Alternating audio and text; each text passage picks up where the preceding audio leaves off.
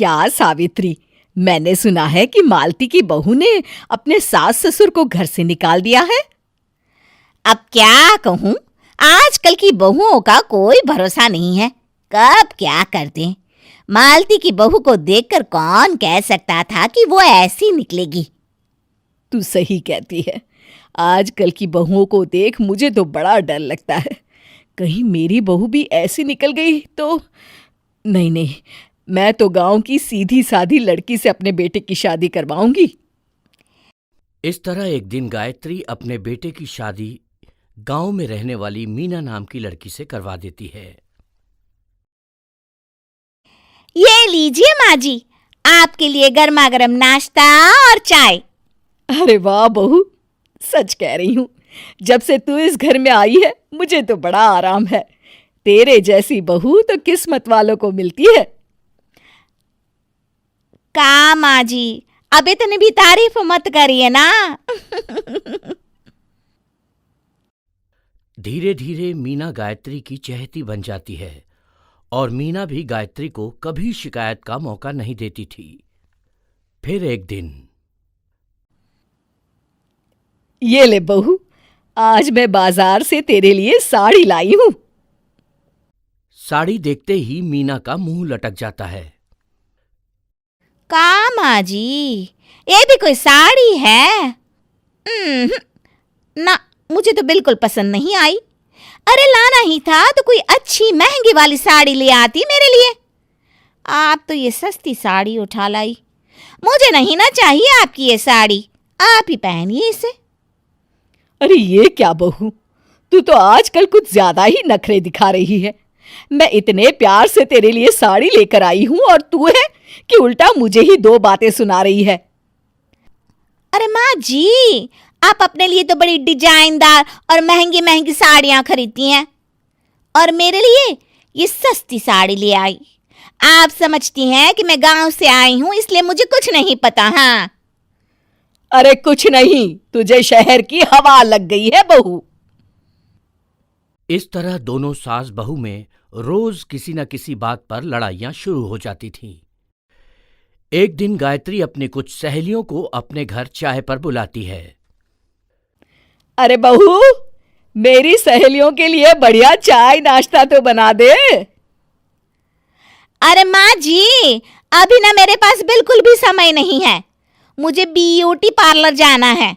चाय नाश्ता आप ही बना लीजिए। हाँ, तू कब से ब्यूटी पार्लर जाने लगी है? शहर आए 2 दिन नहीं हुए और देखो महारानी के नखरे शुरू हो गए। बस भी करिए माँ जी, आपसे बहस करने के लिए मेरे पास ना बिल्कुल टाइम नहीं है। आपका क्या है, आप समझती हैं कि मैं गांव से आई हूं तो मुझे कुछ नहीं आता, और आप जो रोज रोज मुझसे मेहमान नवाजी करवाती रहती हैं नौकरानी की तरह। मीना के कमरे में जाते ही, अरे ये क्या गायत्री, तू तो अपनी बहू की बड़ी तारीफ कर रही थी, लेकिन ये तो तुझे कुछ समझती ही नहीं। भाई मुझे तो लग रहा था कि तेरी बहू गांव की है तो सीधी सादी होगी, लेकिन इसने तो शहरी बहुओं को भी मात कर दिया। हाँ। अपनी सहेलियों के सामने अपनी बेइज्जती होते देख गायत्री आग बबूला हो जाती है। अरे क्या शहर और क्या गांव, मेरी तो किस्मत ही फूटी थी जो मैं इसे बहू बना के ले आई। भगवान जाने आगे और क्या क्या करेगी। अब तो मुझे कुछ ठीक नहीं लगता। तू जरा संभल के रहना, कहीं मालती की तरह तेरा भी हाल बेहाल ना हो जाए। अच्छा, अब हम चलते हैं। अपनी सहेली की बातें सुनकर गायत्री थोड़ी घबरा जाती है। अरे ये सुशीला क्या बोलकर चली गई, कहीं इसकी बात सच ना निकल जाए। दूसरी तरफ मीना सारी बातें सुन लेती है। अगले दिन से गायत्री अपनी बहू से कोई काम करवाने से पहले 10 बार सोचती थी। ज्यादातर काम वो खुद ही कर लेती थी। अचानक अपनी सास में आए इस बदलाव को देख मीना, लाइए ना माँ जी, मैं कर देती हूँ ना काम। एक बात पूछूं माँ जी, आजकल ना आप बड़ी चुप चुप सी रहती हैं, और अब मुझसे झगड़ना तो दूर, मुझसे खुल के बात तक नहीं करती आप। कुछ नहीं बहू, ऐसे ही। मीना अपनी सास की मंशा भांप जाती है और मुस्कुराते हुए कहती है, अरे माँ जी, चिंता मत करिए, मैं आपको घर से नहीं ना निकालने वाली। ये डर आप अपने मन से निकाल दीजिए।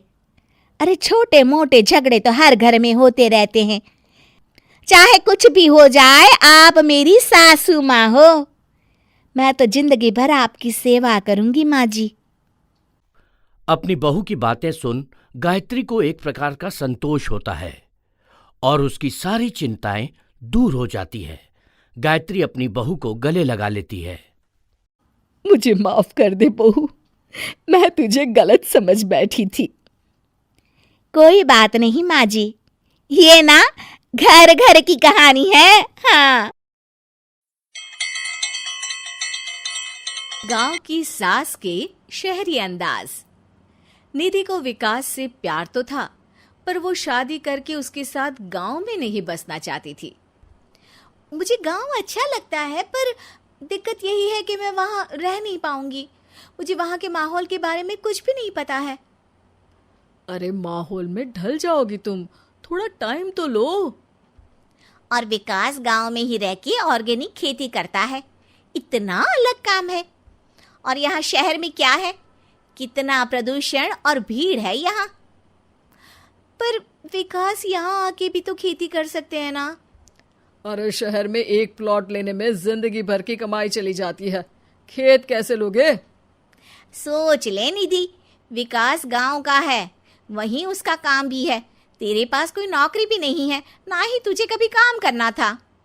उफ़ो, मुझे कुछ समझ में नहीं आ रहा, मुझे अकेला छोड़ दो। उसी दिन निधि विकास से मिलती है। यार, मेरे सारे दोस्त यही हैं। अरे दोस्त तो गांव में भी बन सकते हैं ना निधि। गांव के लोगों से कैसे दोस्ती कर पाऊंगी?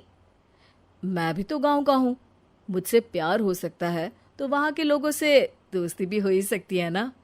अरे यार, कंफ्यूजन है बहुत। सोच लो निधि, शादी के मंडप पे छोड़ के मत जाना, वरना दोनों के परिवार की नाक कट जाएगी। अभी बोल दो, पत्रिका नहीं छपाते हैं। निधि के पास तो कोई चारा नहीं बचा। वो विकास से इतना प्यार करती है कि उसे छोड़ भी नहीं सकती। वो विकास के लिए गांव में शादी करके बसने को तैयार हो जाती है। जल्द ही दोनों की शादी हो जाती है। आई होप तुमको गांव में अच्छा लगेगा। मुझे पता है गांव में और शहर में अंतर क्या है, वहाँ के लोगों की सोच में अंतर है। मुझे पता है कि कैसा लगेगा मुझे। तुम ये बिना देखे किसी चीज के बारे में कुछ भी सोचने की आदत छोड़ दो ना। निधि ने उस वक्त तो कुछ भी नहीं कहा, पर वो सोचती है कि सबको इस बात का एहसास तो करवाना ही पड़ेगा कि वो सही है। उसके दिमाग में एक तरकीब आई। उसने सोचा कि गांव के लोगों के लिए वो ऐसा काम करेगी कि आगे से उसे कोई किसी काम का बोलेगा ही नहीं। शादी के एक दिन बाद निधि की सास ने फरमाइश की, निधि बेटा, अपने हाथ से कुछ खाने का बना दे। बिल्कुल सासू माँ, थोड़ा सा रुकिए, अभी बनाती हूँ। ये सही मौका था निधि के पास ये बताने का कि गांव के लोगों और उसके रहन सहन में कितना अंतर है। रोटी सब्जी दलिया भाजी खाने वालों के लिए पिज्ज़ा बना देती हूँ, तब इनको समझ में आएगा। न खा पाएंगी, न कभी कुछ बनाने की बात कहेंगे। थोड़ी देर में निधि सास के लिए पिज्ज़ा बनाकर ले आती है। ये लीजिए माँ जी, आपके लिए मैंने ये बनाया है। इसे हम शहर में पिज्जा कहते हैं, है ना बेटा? है? आपको कैसे पता कि इसे पिज्जा कहते हैं? अरे पिज्जा को पिज्जा नहीं बोलेंगे तो क्या फ्रेंच फ्राइज कहेंगे? गांव की सास से ये सारी बातें सुन के बहू चौंक जाती है, लेकिन सास एक और ऐसी बात कहती है कि बहू जिसकी उम्मीद ही नहीं कर रही होती है। बहू, इस पिज्जा के ऊपर ओरेगानो मिला दे और थोड़ा चिली फ्लेक्स, मजा आ जाएगा। माँ जी, गांव में रह के भी आपको ये सब कैसे पता है? अरे यूट्यूब, टीवी सब खबर रखते हैं हम भी। इंटरनेट है जहाँ, जानकारी है वहाँ। अरे वाह माँ जी। अरे अभी वहाँ मत बोल। अब जब मैं पिज्जा का फोटो लेके फेसबुक पर डालूंगी ना, तो वहाँ कमेंट में जाकर वहाँ बोलना, ठीक है? ठीक है माँ जी।